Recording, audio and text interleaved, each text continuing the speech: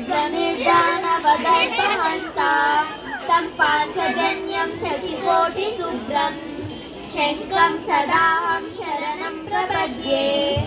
इमं हरे पाञ्चमहायुधानां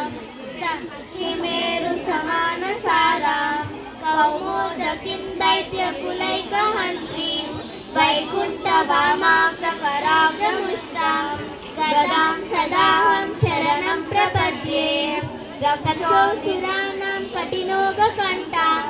छेदाक्षरक्षोणितदिग्धसारां तं नन्दकं नाम हरे प्रदीप्तं खड्गं सदाहं शरणं प्रपद्ये यज्ञानिनादश्रवणासुराणां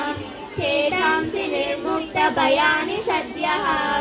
भवन्ति दैत्यस्य निबाणवर्षैः साङ्गं सदा